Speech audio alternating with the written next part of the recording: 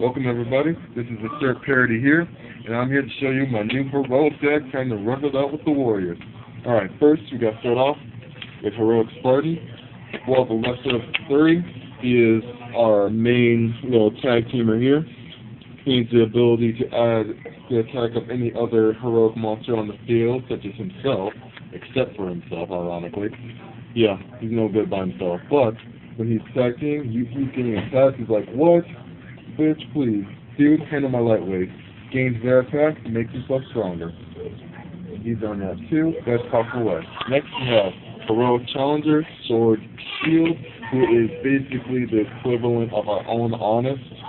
You may not gain the attack boost, but what's bad about being saying Wabaku whenever you feel like it? Like, oh, wish you could destroy something? Defense too. 2000 defense. 2000 defender, always nice. And we have him at 3 because that is just how we roll.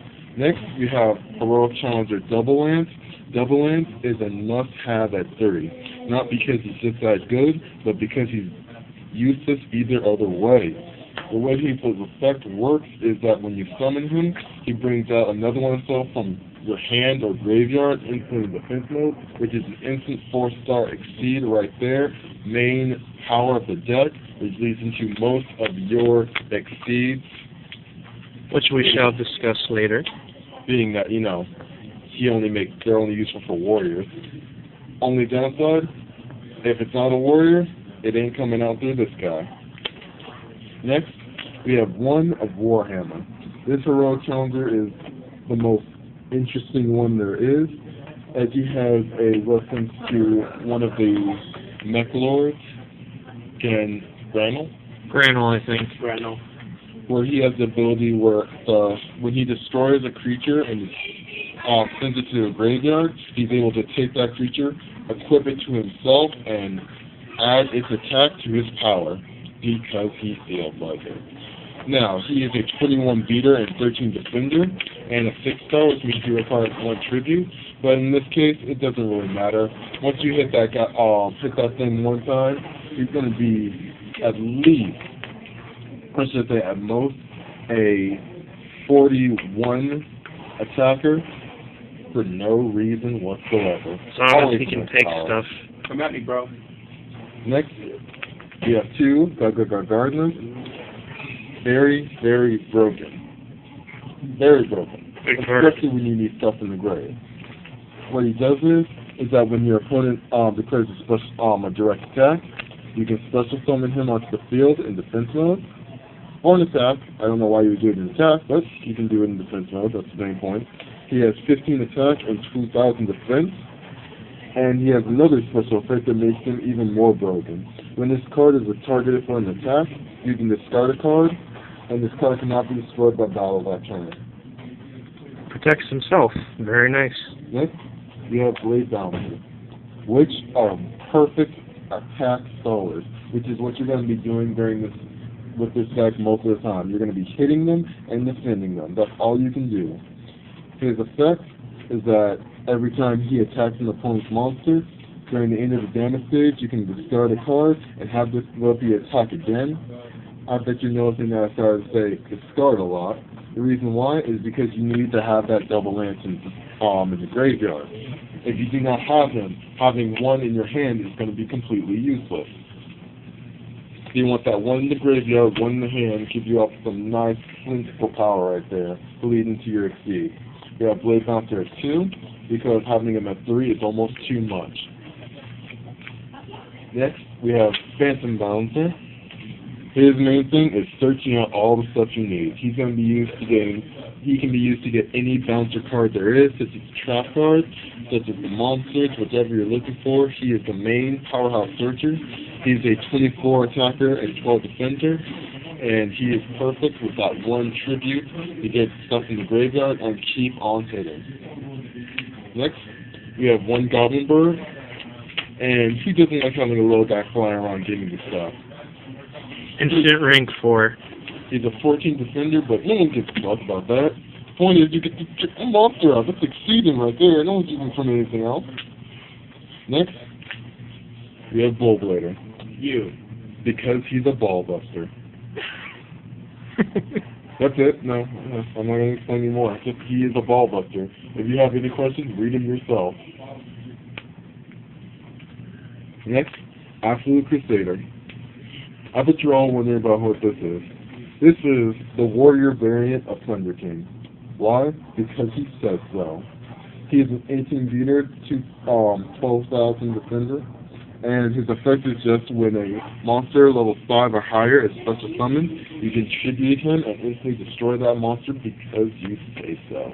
Isn't that nice though, being able to blow stuff up while having a free warrior on the field? Always good. And he comes in shiny. Shiny! Next, we have Camouflage.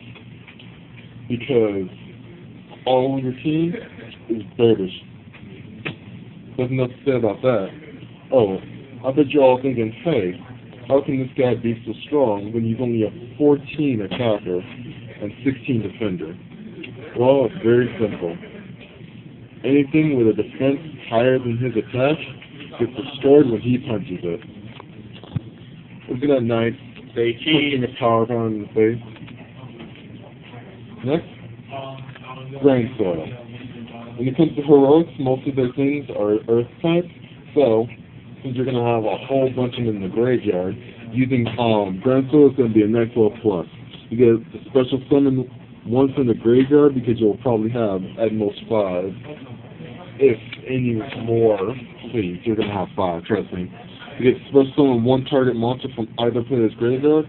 Only downside, which is why he is at 1, is that while he is a 2,800 beater and a 22 defender, when he leaves the battlefield, you have to skip your next battle phase. Only downside, too bad, precisely. After the 2 monsters, we have Silent Swordsman level 5 and level 7.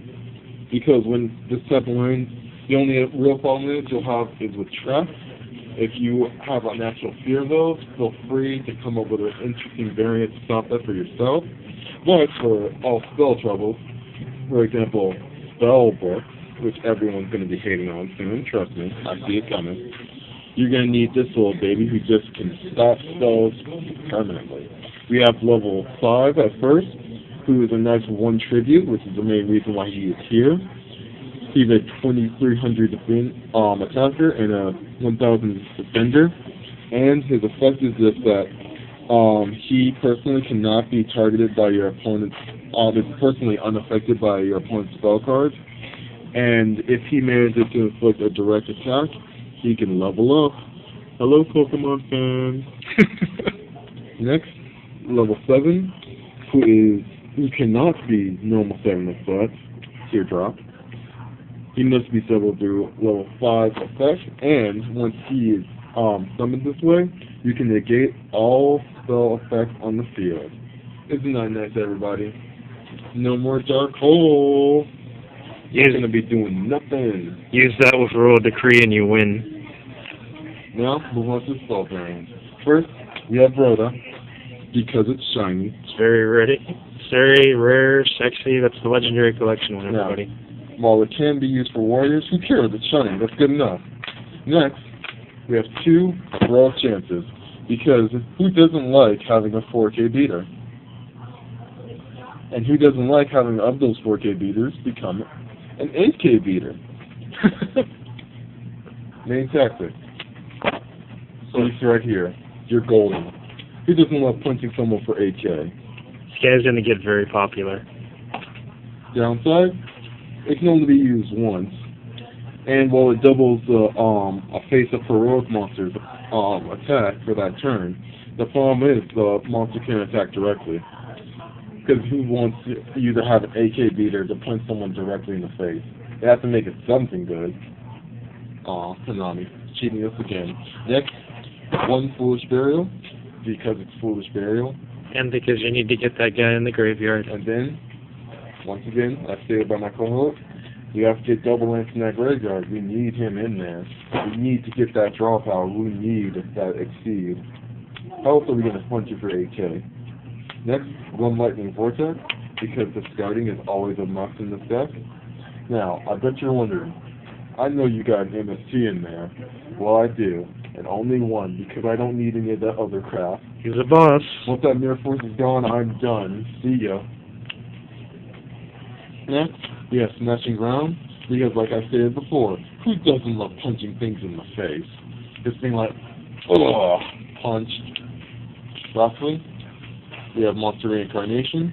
You get that nice little recycling going, because, come on, getting rid of a useless monster, get that double length back, special summon that thing from the grave.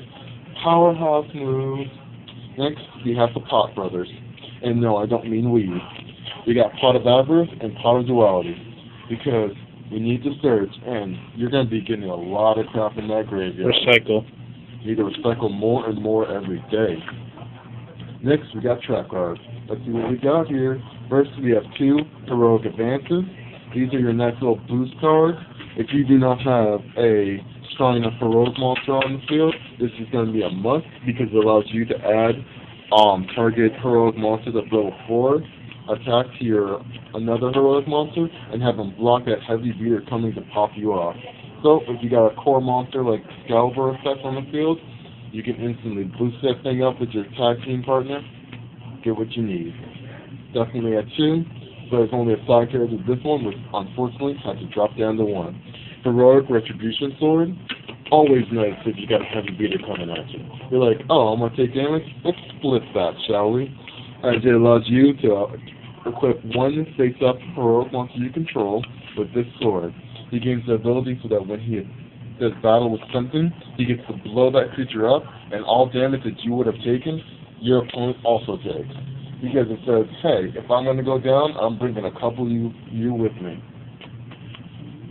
Next, we have 2 Solemn Warnings, because special summoning is a bitch. And half of the Solemn Brigade. When you need this thing, you gotta have it.